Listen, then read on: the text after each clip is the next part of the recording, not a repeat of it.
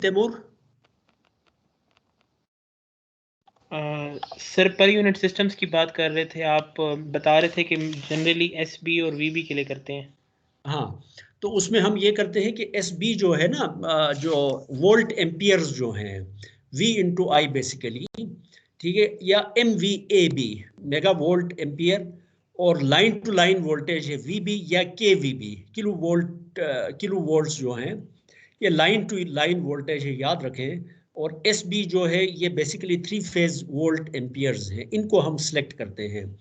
जब हम SB और VB को एक मतलब सेलेक्ट करते हैं, VB again you should remember that VB that we select is line to line voltage, ठीक है, और SB is 3 phase volt amperes.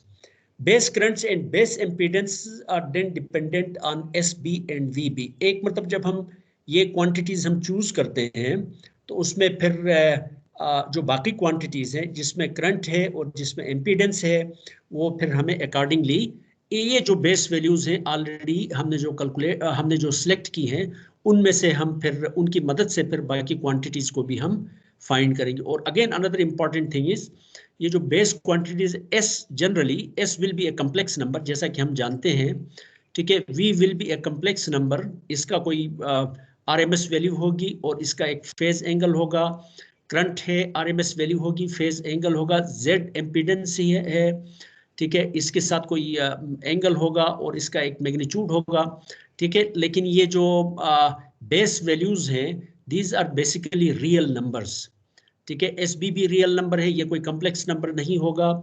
VB भी एक रियल नंबर है, IB भी एक रियल नंबर है और ZB भी एक रियल नंबर है, ठीक है। बेसिकली ये कुछ स्केलिंग फैक्टर्स हैं। SB is a number which is a scaling factor, VB is a number, real number which is a scaling factor of course, ठीक है। वंस वी हैव SB और VB को हम सिलेक्ट करते हैं तो IB और ZB जो है फिर वो उसको फिर अपनी मर्जी से हम सिलेक्ट नहीं कर सकते हैं, उनको फिर हमें कैलकुलेट करना पड़ेगा SB और VB से। जैसा कि हम जानते हैं √3 VB जो जनरल इक्वेशन क्या है हमारे पास S के लिए, S is equal to √3 VL and IL का प्रोडक्ट, यही चीज है ना। S इज इक्वल टू जो पावर है, अपेरेंट पावर S है, that is equal to √3 into किसके बराबर होती है, √3 S जो कम्प्लेक्स पावर है, ठीक है, दैट इज जो √3 into V into I star इसके बराबर होती है, इफ यू रिमेंबर, ठीक है। सो यहाँ पे भी अगर उस चीज को अगर हम देखें यहाँ पे तो SB चूंकि ये सारे रियल नंबर्स हैं तो IB √3 into IB into VB is equal to SB। Basically SB और VB अगर हमें पता हो तो we are interested in finding IB को फाइंड करना चाहते हैं हम, ठीक है। So SB divide by √3 VB that will be basically IB। ये रिलेशनशिप कहाँ से आती है, ये रिलेशनशिप है basically √3 V into I is equal to S से, जो जिस रिलेशनशिप को हम पहले पढ़ते रहे हैं, पहले हमने जिसको देखा है, ठीक है। और ZB किसके बराबर होगा, ZB is equal to VB divided by IB, VB divide by √3, VB divide by base value जो है उसको √3 से, जिस तरीके से Z किसके बराबर होती है, V phase divide by I phase. मसलन अगर 3 फेज अगर हमारे पास स्टार कनेक्टेड लोड है तो उसमें V phase divide by I line basically, ठीक है। लेकिन यहाँ पे V जो है वो क्या चीज़ है, लाइन वोल्टेज है, उसको जब √3 से डिवाइड करेंगे तो V फेज आ जाएगी, उसको जब लाइन करंट से हम डिवाइड करेंगे तो हमारे पास Z आ जाएगा। लेकिन VB हमारे पास यहाँ पे कौन सी क्वांटिटी है, बेस वोल्टेज है। IB कौन सी क्वांटिटी है, बेस करंट है। और बेस करंट कहाँ से आई है, बेसिकली ये हमने SB और VB की मदद से हमने बेस करंट IB को हमने क्या किया है, कैलकुलेट किया है। अपनी मर्जी से हम सेट नहीं कर सकते हैं। SB और VB को आप समझ ले एट दिस मोमेंट, ये समझ ले कि ये सबसे पहले हम ये दोनों सिलेक्ट करेंगे, जब ये दोनों हमारे पास आ जाएंगी तो उसके बाद फिर हम IB को सिलेक्ट करेंगे। जब IB हमारे पास आ गया तो ऑफ कोर्स देन ZB जो है that will be is equal to VB divide by √3 divide by IB। IB हमारे पास बेस क्वांटिटी है और VB हमारे पास बेस क्वांटिटी है, ठीक है। लेकिन इनिशियली तो हमारे पास SB और VB हैं। एक तरीका ये है कि SB और VB हम कैलकुलेट करें, ठीक है, एस बी और वी बी, इसकी मदद से आई बी हम कैलकुलेट करें, वहां से फिर हम जेड बी निकालें यूजिंग दिस फार्मूला। दूसरा तरीका जो ज़्यादा आसान है, ठीक है, जो सिंपल है, क्योंकि ऑलरेडी एस बी और वी बी हमें पता है, हमने सेलेक्ट किया है, तो हम जेड बी को भी in terms of S B और वी बी हम कैलकुलेट करें, ताकि ये जो दो स्टेप्स हैं उनको हम क्या करें, अवॉइड करें।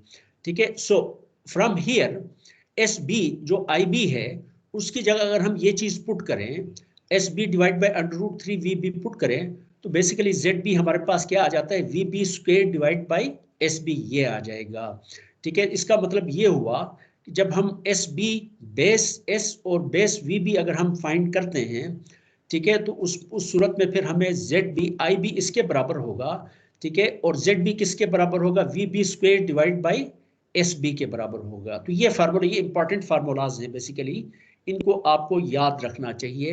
है तो बड़े सिंपल से है, बंदा ड्राइव भी कर सकता है, ठीक है, लेकिन इट्स बेटर टू इसको इतनी मरतबा करें कि आपको फिर सोचने की जरूरत पेश ना आए। सोच के आप लिख सकते हैं ये इक्वेशंस, लेकिन आपको जल्दी जल्दी करना जो है ना, आपको आना चाहिए। आपको फौरन जेड बी अगर आपने निकालना हो तो फौरन आपको पता हो कि V B square divide by S B के बराबर है। यहाँ से ये इन डेरिवेशंस की मदद से बेसिकली आप जेड बी भी आप निकाल सकते हैं। ठीक है, लेकिन आमतौर पे जिस तरह मैंने आपको बताया कि एस बी जो है ये वोल्ट एम्पियर है, और बी जो है ये लाइन टू लाइन वोल्टेज है, लेकिन किस में, वोल्ट्स में। लेकिन के बी आमतौर पे पावर सिस्टम ट्रांसमिशन की बात करते हैं तो वोल्टेजेस के किलो वोल्ट्स में होती हैं, और पावर्स किस में होती, एमवीए में होती हैं, एमवीए। ठीक है, तो इसका मतलब ये हुआ कि हम अगर बेस को एमवीए बेस चूज करें, ठीक है, और केवी बेस वोल्टेज चूज करें, और एमवीए जो वोल्ट एम्पियर जो रेटिंग है, ठीक है, बेस वैल्यू एमवीए हम अगर चूज करें, so we need to write this Z B in terms of MVA rating और के बी, क्योंकि हमारे पास किलो वोल्ट्स में वोल्टेज आमतौर पे आपको कहेंगे 11 किलो वोल्ट है फॉर एग्जांपल। ठीक है, और एमवीए रेटिंग जनरेटर की फॉर एग्जांपल वो कहते हैं ट्रांसफार्मर जनरेटर की 500 एमवीए है। ठीक है, तो जेड बी सिलेक्ट करते वक्त रादर देन जो वोल्टेज है उसको हम पहले वोल्ट्स में केवी से हम उसको 1000 से मल्टीप्लाई करके वोल्ट करें, और एमवीए जो है उसको हम 10⁻⁶ से मल्टीप्लाई करके उसको फिर VMA करें, और उसके बाद फिर इस इक्वेशन में पुट करके ZB निकालें, तो ये बहुत लंबा हो जाएगा। उसके बजाय हम क्या करें, कोई ऐसा फार्मूला ड्राइव करें जिसमें हम डायरेक्टली KVB और MVAB को हम डायरेक्टली पुट करें, तो वो सिंपली हम कर सकते हैं। इस इक्वेशन में देखें कि अगर 10⁻⁶ से ऊपर और 10⁻⁶ से नीचे मल्टीप्लाई करूं तो will it make any difference, no. लेकिन 10⁻⁶ को नीचे से मल्टीप्लाई करूंगा तो इसकी यूनिट्स क्या है, VA है, वोल्ट एम्पियर है, और 10⁻⁶ से मल्टीप्लाई करो तो ये हमारे पास MVA बन जाएगा, MVAB ये वाला। ठीक है, अब ऊपर भी 10⁻⁶ है, तो 10⁻⁶ जो है उसको मैं अगर इसके अंदर ले जाऊं, स्क्वायर के अंदर ले जाऊं, तो वो 10⁻⁶ पर क्या बन जाएगा, इट विल बिकम 10⁻⁶ बन जाएगा 10⁻³ 10⁻³ बन जाएगा। तो 10⁻³ जब अंदर होगा तो 10⁻³ इंटू वीबी क्या होता है, इट इज के 10⁻³ इंटू वीबी, इट इज के वीबी। ठीक है, सो जेड बी को अगर के वीबी आपको पता है और एम वी ए आपको पता है, बेस वैल्यूज उनकी पता है, और आपने इन टर्म्स ऑफ किलो वोल्ट्स और एम वी ए में आपने डिफाइन किया है, तो जेड बी को फिर इस फार्मूले से लिखने के बजाय अगर हम ये फार्मूला इस्तेमाल करें तो ज्यादा बेहतर है। Did you get my point? यहाँ से जेड बी अगर इन के और एम के वी बी और के और एम वी ए में पता हो तो उसको पहले हम मल्टीप्लाई करना पड़ेगा, और उसके बाद फिर यहाँ पुट करना पड़ेगा, उसके बजाय डायरेक्ट हम ये फार्मूला इस्तेमाल करें तो हमारी ज़िंदगी थोड़ी सी आसान हो जाएगी। ठीक है, once we have the base quantities, always remember, ये देखें बेस क्वांटिटीज की मदद से हमने क्या करना है, जब हमने बेस, अब देखें एस बी तो पहले हमने खुद ही डिसाइड किया था, वी बी हमने डिसाइड कर लिया था, तो उसकी मदद से फिर हमने आई जो है आई बी हमने निकाला और जेड बी हमने निकाला। अब हमारे पास जो क्वांटिटीज हैं, मसला अगर कोई वोल्टेज है कहीं, उसको हम क्या करेंगे, वी बी से डिवाइड करेंगे तो हमारे पास पर यूनिट वोल्टेज बन जाएगी। ठीक है, इसी तरीके से आई अगर हमें पता है और बेस करंट भी हमें पता है, तो उसको फिर हम क्या कर सकते हैं, I divide by I base करें तो पर यूनिट हमारे पास क्या आ जाएगी, करंट आ जाएगी। ठीक है, so here is what we have, एक लोड है फॉर एग्जांपल, ठीक है, उसमें से कुछ करंट फ्लो कर रही है और उस लोड के अक्रॉस कोई वोल्टेज भी है। उस आपने कोई पर यूनिट जो है करंट आपको पता है, बेस करंट आपको पता है और बेस वोल्टेज आपको पता है, तो लोड के थ्रू जो करंट फ्लो कर रही है पर यूनिट करंट, वो क्या होगी, actual current divide by base current. Load के अक्रॉस जो वोल्टेज क्या होगी, actual voltage divide by base voltage. ठीक है, तो सो लोड के across per unit current I per unit होगी, और लोड के अक्रॉस जो वोल्टेज है वी पर यूनिट, ठीक है, पर यूनिट वोल्टेज हो गई, और लोड के थ्रू जो करंट है आई पर यूनिट करंट हो गई। रिमेंबर दैट जिस तरीके से हमने पीछे जो एस जो डिस्कशन हमने की थी, उसमें एस किसके बराबर होता था, V multiplied by I star. If you remember, V की यूनिट्स क्या थी, वोल्ट्स थी, ठीक है, और आई की यूनिट्स क्या थी, एम्पियर्स थी। तो वहां से हमारे पास एस आ जाता था, कम्प्लेक्स पावर आ जाती थी, इफ यू रिमेंबर। ठीक है, सो अगर पर यूनिट में हम कर दें, आई भी पर यूनिट में हो और वी भी पर यूनिट में हो, लोड के अक्रॉस अगर करंट, लोड के थ्रू करंट मुझे पता है और लोड के अक्रॉस वोल्टेज पता है, उनको अगर हम पर यूनिट्स में अगर हम लिखें, पर यूनिट्स में अगर हम फाइंड करें, और वही वाला पावर का जो अगर फार्मूला हम इस्तेमाल करें, तो what we get is, we will get S per unit. Is it clear? तो ये एस पर यूनिट आ जाएगी। एस पर यूनिट एक और तरीके से भी आ सकती है, एक्चुअल वी और एक्चुअल आई स्टार, उनको आपस में मल्टीप्लाई करें, जो जवाब आएगा जाहिर है एस आ जाएगा। एस को एस बेस से डिवाइड करेंगे तो फिर भी एस पर यूनिट वही आ जाएगा। जो सर्किट के लॉज हैं वो एग्जैक्टली पर यूनिट में भी उसी तरीके से ही डिफाइंड होते हैं, उसी तरीके से ही हम लिखते हैं जैसे पर यूनिट सिस्टम के बगैर हमने लिखा था। इसी तरीके से अगर एक लोड है, उसके थ्रू करंट पर यूनिट में मुझे पता है, ठीक है, और उसकी एम्पीडेंस पर यूनिट में मुझे पता है, जेड पर यूनिट है, उसके through current I per unit है, तो इन दोनों का प्रोडक्ट अगर मैं ले लूं तो प्रोडक्ट हमारे पास क्या आता है, आई और वी का, आई जेड और आई का प्रोडक्ट हमेशा क्या होता है, इट इज वी। ठीक है, तो यहाँ पे भी वी आ जाएगा, लेकिन वी पर यूनिट में होगा। ठीक है, और एक्चुअल वोल्टेज क्या होगी पर यूनिट, जैसा कि हमने यहाँ पे देखा है कि V per unit is equal to V divide by V base. वो V बेस जो है वो कहीं आपने कैलकुलेट करके आपने सिलेक्ट किया था, उसको जब V पर यूनिट से हम मल्टीप्लाई करेंगे तो आपकी जो एक्चुअल वोल्टेज जो होगी उस लोड के अक्रॉस होगी, वो आपको मिल जाएगी। Did you get my point? तो इसमें बेसिकली करते ये हैं कि बेस क्वांटिटीज हम सिलेक्ट करते हैं अप्रोप्रिएटली ऑफ कोर्स। उसके बाद फिर हम क्या करते हैं, सर्किट को फिर हम इन terms of per unit quantities हम लिखते हैं, और उसके बाद एक सिंपल सर्किट बन जाता है इस तरह का, जिसमें रेफर करने की जरूरत पेश नहीं आती है। Once we have this circuit, इसको फिर हम सॉल्व करते हैं। सॉल्व करने के बाद यहाँ पे देखते हैं आई लोड, इस सर्किट में देखें every quantity, this quantity is in per unit, this quantity is in per unit, this quantity is in per unit, this voltage is in per unit. This voltage divided by all these sum of all these impedances, you will get current, and that current will also be in per unit because voltages are in per unit, Z is in per unit.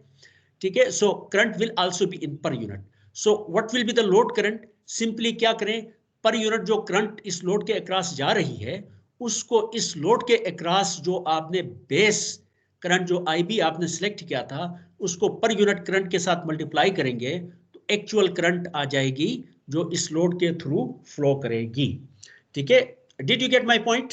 यहाँ पे refer करने की जरूरत नहीं है, आपने circuit को solve किया, वहां से आपने डिफरेंट करंट्स वोल्टेजेस आपने फाइंड की, और उसके बाद उस पर्टिकुलर सेक्शन है सर्किट का जिसके लिए आपने बेस क्वांटिटी कोई डिफाइन की है, उस बेस क्वांटिटी को कहीं डिफाइन करके आपने अपने जेब में रखा था, ठीक है, उसको फिर दोबारा निकालें, और वो जो पर यूनिट जो क्वांटिटी है उससे उस बेस क्वांटिटी से आप मल्टीप्लाई करें, तो आपके पास एक्चुअल करंट की वैल्यू आ जाएगी, एक्चुअल वोल्टेजेस की वैल्यूज आ जाएंगी different sections of your circuit.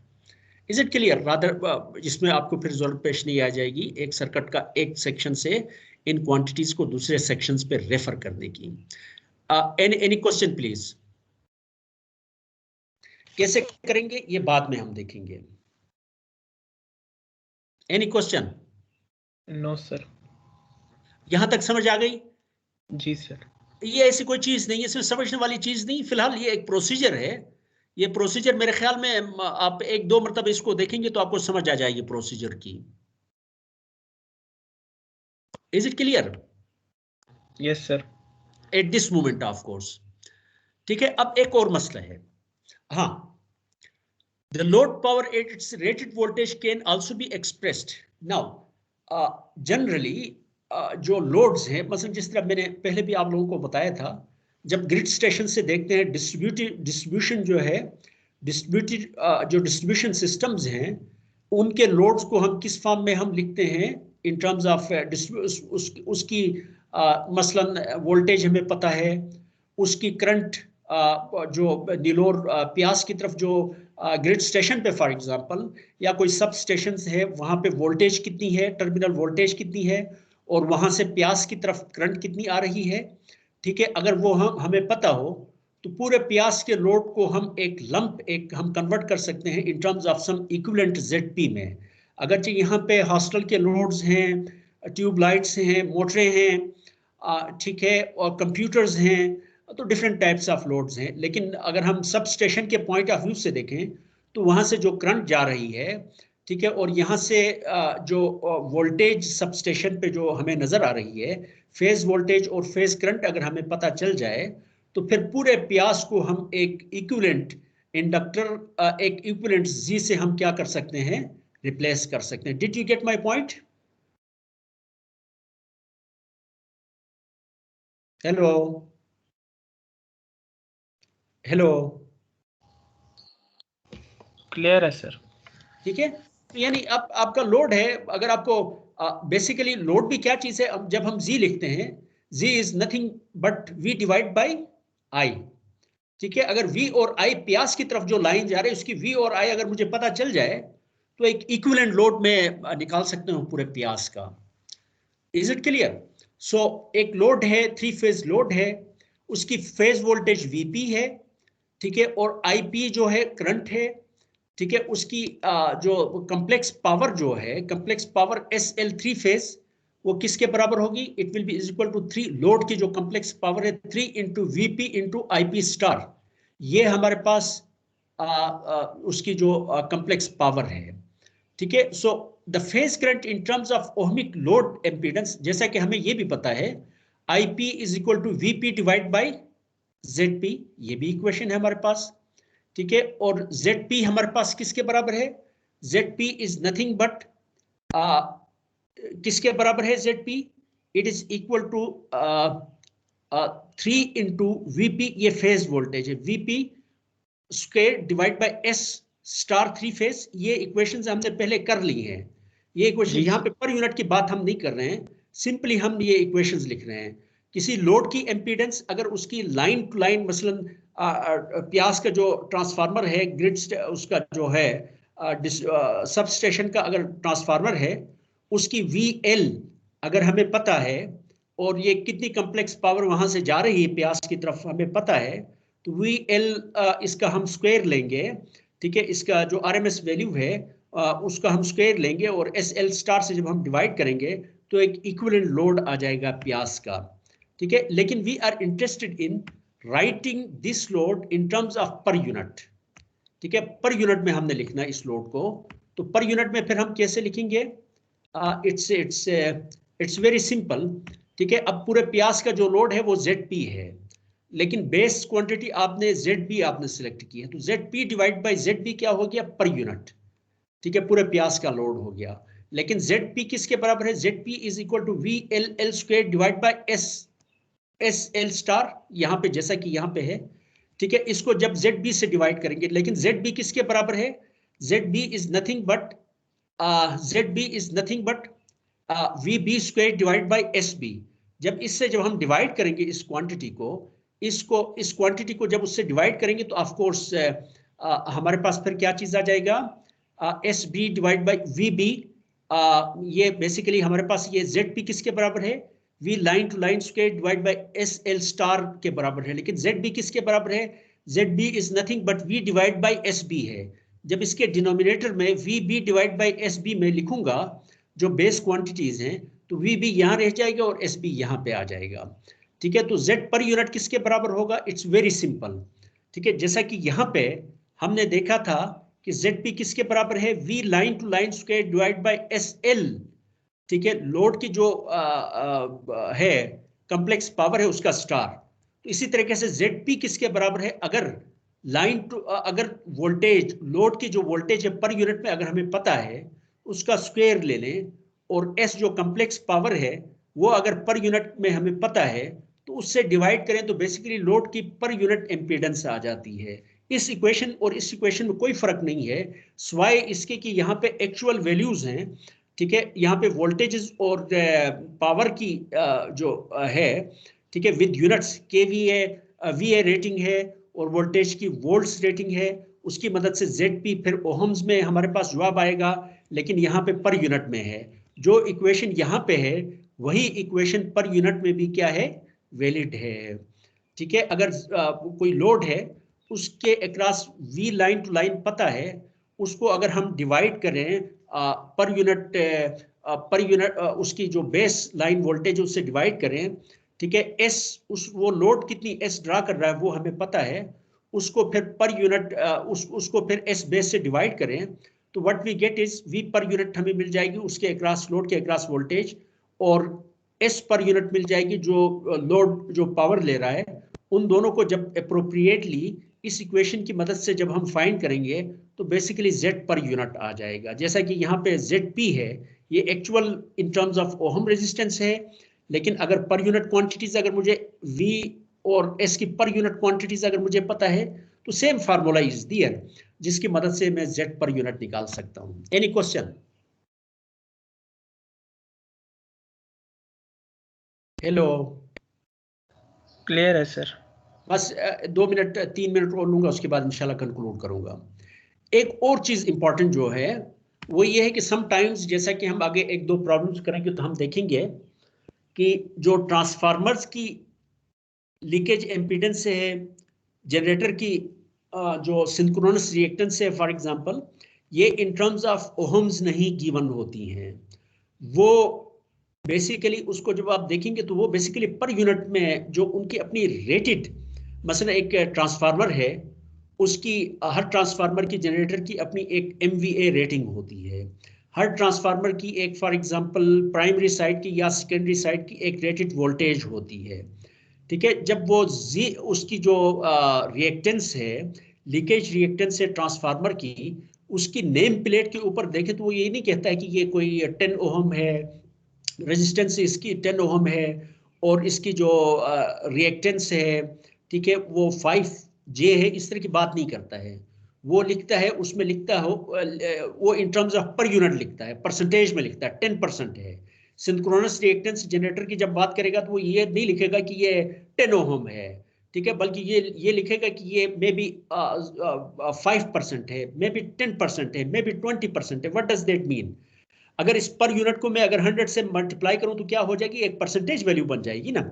ठीक है, तो बेसिकली वहां पे अगर 100 से वो जो क्वांटिटी उसने दी है, एक्सेस की वैल्यू दी है, उसको 100 से डिवाइड करो तो वो बेसिकली पर यूनिट वैल्यू हो जाएगी, पर यूनिट जनरेटर की सिंक्रोनस रिएक्टेंस होगी। लेकिन per unit, of course per unit के लिए हमें किसी भी चीज को पर यूनिट में लिखें तो उसके लिए हमें क्या चीज चाहिए? कोई बेस क्वांटिटीज चाहिए। मसलन Z को अगर मैंने कोई एम्पीडेंस है उसको पर यूनिट में अगर मैंने लिखना है तो उसके लिए मुझे एक Z बेस चाहिए। Z मुझे पता है, Z बेस से डिवाइड करूंगा, लेकिन Z बेस कहाँ से आएगा? Z बेस के लिए मुझे बेस वोल्टेज भी पता होना चाहिए और बेस MVA भी पता, KVB भी पता होना चाहिए और बेस MVA भी पता होना चाहिए, तब ZB मैं निकाल सकता हूँ। जब ZB आए तो पर यूनिट जो एम्पीडेंस है वो मैं निकाल सकता हूँ। तो जनरेटर की एम्पीडेंस किस में देते हैं? पर यूनिट में देते हैं। तो इसका मतलब ये हुआ कि जनरेटर की जो एम्पीडेंस उसके नेम प्लेट के ऊपर जो लिखी होती है, ट्रांसफार्मर की जो नेम प्लेट है उसके ऊपर लिखी होती है, लीकेज रिएक्टेंस को पर यूनिट में देते हैं। तो इसका मतलब है वो जो मशीन है, जनरेटर आपके सामने पड़ा हुआ है जिसकी पर यूनिट एम्पीडेंस उसके नेम प्लेट में किसी ने दी है, ठीक है, वो उसकी कोई एम्पीडेंस थी, उस एम्पीडेंस को उसने किसी ZB से डिवाइड किया, ठीक है, तो वो कौन सा ZB है जिससे उसने इसको एक्चुअल एम्पीडेंस को डिवाइड करके वो जो नेम प्लेट के ऊपर उसने लिखा था। बेसिकली ये ZB निकालने के लिए जो बेस क्वांटिटीज जनरेटर सिलेक्ट करता है, जनरेटर का मैन्युफैक्चरर सिलेक्ट करता है, उसकी टर्मिनल रेटेड वैल्यू को वो बेस वोल्टेज के तौर पे लेता है और उसकी MVA रेटिंग को बेसिकली क्या लेता है, उसकी बेस MVA ले लेता है, बेस S लेता है। MVA रेटिंग जो है उसको बेस वैल्यू ले लेता है और के टर्मिनल वोल्टेज जो है रेटेड वोल्टेज है उसको बेस वोल्टेज लेता है। उनको डिवाइड करके बेसिकली जनरेटर का मैन्युफैक्चरर ZB डिफाइन करता है और उस ZB को एक्चुअल जो वैल्यू है उसको ZB से डिवाइड करके पर यूनिट में लिखता है। Did you get my point? Yes sir. ठीक है, जनरेटर के ऊपर जो क्वांटिटी लिखी होती है ना वो पर यूनिट में होती है, लेकिन अगर Z है उसकी रिएक्टेंस से पर यूनिट में है तो इसका मतलब है उसकी कुछ एक्चुअल वैल्यू थी कुछ ओहम्स में, उसको उसने क्या किया है किसी बेस वैल्यू Z बेस से डिवाइड किया है। ठीक है, और Z बेस कहां से आ गया, तो Z बेस आ गया, Z बेस के लिए भी कोई S, क्योंकि हमने सारी quantities in terms of S और MVA के बेस पे, S V बेस कोई वोल्टेज को हमने बेस लिया है और KV को हमने बेस लिया है, बेस वोल्टेज। कोई KV है, ठीक है, मे बी 1000 वोल्ट है, मे बी 10,000 वोल्ट है, वी डोंट नो, लेकिन कोई KV वोल्टेज है, बेस वोल्टेज थी और बेस MVA थी, उसकी मदद से उसने Z बेस निकाला और उस Z बेस एक्चुअल Z को फिर उसने Z बेस से डिवाइड करके Z पर यूनिट निकाला। लेकिन फिर मैं रिपीट करूंगा, जनरेटर का मैन्युफैक्चरर और ट्रांसफार्मर्स के जो मैन्युफैक्चरर्स हैं वो बेस MVA क्या लेते हैं, वो जनरेटर की जो MVA है, रेटेड जो MVA है उसको बेस MVA लेता है और जनरेटर की जो रेटेड टर्मिनल वोल्टेज है उसको क्या लेता है, उसको लेता है बेस VB लेता है। ठीक है, जब बेस VB अगर जनरेटर की टर्मिनल वोल्टेज बेस VB हो और जनरेटर की जो MVA रेटिंग है वो बेस SB हो तो ऑफ कोर्स देन यहां से इन दोनों में से फार्मूला की मदद से ZB हम निकाल सकते हैं और एक्चुअल जो उसकी सिंक्रोनस रिएक्टेंस थी उसको उसने मैन्युफैक्चरर ने ZB से डिवाइड किया और ये वैल्यू हमें दी है। ठीक है, तो जब भी जनरेटर और ट्रांसफार्मर की Z पर यूनिट गिवन हो तो उसमें आप यही ले लें कि उसकी जो रेटेड वैल्यूज हैं उसको उसने बेस क्वांटिटीज के तौर पे S और VB जो है, ठीक है, टर्मिनल वोल्टेज और उसकी MVA रेटिंग जो है उसको उसने टर्मिनल वोल्टेज इन KV और उसकी जो रेटेड MVA रेटिंग है, ठीक है, उसको उसने बेस वोल्टेज और बेस MVA बेस के तौर पे लिया और वहां से फिर उसने ये ZB कैलकुलेट किया और उस ZB से उसने पर यूनिट निकाला है। ठीक है, लेकिन जब आप सर्किट सॉल्व करते हैं तो जरूरी नहीं है कि आप उसने जो बेस क्वांटिटीज उसने चूज की थी, ठीक है, मैन्युफैक्चरर ने जो चूज की थी, मैन्युफैक्चरर की डेटा शीट से आपको पता चल गया ट्रांसफार्मर की जनरेटर है उसकी रिएक्टेंस है Z पर यूनिट वहां से आपको मिल गई। ठीक है, अब उस जनरेटर जिसने डिजाइन किया था उसने टर्मिनल वोल्टेज, उस जनरेटर की रेटेड टर्मिनल वोल्टेज जो थी और उसकी रेटेड MVA रेटिंग थी उनको उसने बेस के तौर पे लिया था और उसकी मदद से ZB निकाला था और उसकी मदद से उसने Z पर यूनिट निकाल के उसको अपनी नेम प्लेट के ऊपर उसने लिख दिया था। लेकिन जरूरी नहीं है कि जो पर यूनिट में क्वांटिटीज उसने डिफाइन की हैं, बेस क्वांटिटीज जो उसने डिफाइन की हैं, आप भी वही डिफाइन करें, आपकी मुख्तलिफ हो सकती हैं। ठीक है, जब आपकी मुख्तलिफ होंगी बेस वैल्यूज तो अब आपने क्या करना है कि आपने वो वाली जो क्वांटिटी जो उसने पर यूनिट में दी है उसको आपने कन्वर्ट करना है इन terms of your base quantities. जो आपने SB आपने सिलेक्ट किया है, जो आपने न्यू जो सिलेक्ट किया है, ठीक है, तो उससे आप क्या करेंगे, उन क्वांटिटीज को आपने जो सिलेक्ट किया उसके मुताबिक आपने Z को ट्रांसफार्मर जनरेटर की जो सिंक्रोनस रिएक्टेंस है उसको आपने अपनी बेस क्वांटिटीज के बेस पे आपने डिफाइन करना है, not not on the basis of the base quantities that have been defined by the manufacturer. Did you get my point? जी सर। आपकी बेस क्वांटिटीज डिफरेंट हो सकती है मैन्युफैक्चरर से। ट्रांसफार्मर की जो बेस क्वांटिटीज है जो अपनी नेम प्लेट के ऊपर जिसके बेस पे उसने Z पर यूनिट लगाया है, आपने जो डिफाइन किया वो उससे डिफरेंट हो सकती है। जब आप नेटवर्क को सॉल्व करते हैं तो आपने फिर वो जो क्वांटिटीज हैं उनको आपने कन्वर्ट करना है, पर यूनिट में जो क्वांटिटीज हैं उनको कन्वर्ट करना अपनी बेस क्वांटिटीज में। It's very simple. देखें, ओल्ड पर यूनिट जो ओल्ड जो जनरेटर के ऊपर जो लिखा हुआ है, ये पर यूनिट में जो क्वांटिटी, वो बेसिकली क्या है? Z एक्चुअल जो उसकी एम्पीडेंस थी जनरेटर की, उसको उसने कोई ZB से डिवाइड किया है।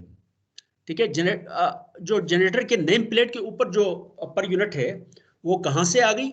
उसकी अपनी कोई एक्चुअल एम्पीडेंस थी, उसको फिर उसने किसी ZB से उसने डिवाइड किया, बेस Z से। लेकिन बेस Z कहां से आ गया? बेस Z आ गया जनाब, बेस Z कहां से आता है? बेस Z की इक्वेशन हमारे पास ये है। ठीक है, ये है या ये है। अगर हम वोल्ट्स और VA में लिखते तो ये होगी, किलो वोल्ट्स और MVA में लिखते तो ये होगी। Let us take this example. ठीक है, तो उसने बेसिकली VB उसने सिलेक्ट किया था, कोई लिया था, और SB भी उसने कोई सिलेक्ट किया था। बेसिकली टर्मिनल वोल्टेज रेटेड और SB क्या चीज है? उसकी VA रेटिंग है। ठीक है, सो एक्चुअल एम्पीडेंस उसने क्या किया था? बेसिकली एक्चुअल एम्पीडेंस को उसने Z ओल्ड से डिवाइड किया, लेकिन Z ओल्ड को उसने कैसे डिफाइन किया था? VB square divide by SB से डिवाइड करेगा, SB से डिवाइड करके, VB स्क्वायर को SB से डिवाइड करके उसने Z ओल्ड डिफाइन किया था। तो Z ओ हम divide by VB square divide by SB ये करेंगे तो बेसिकली Z ओल्ड किसके बराबर हो गया? Z ओ हम multiplied by SB old divide by VB square. जब इसको हम VB square divide by SB करेंगे इस ZN को, तो SB ऑटोमेटिकली ऊपर आ जाएगा। तो Z ओल्ड किसके बराबर है?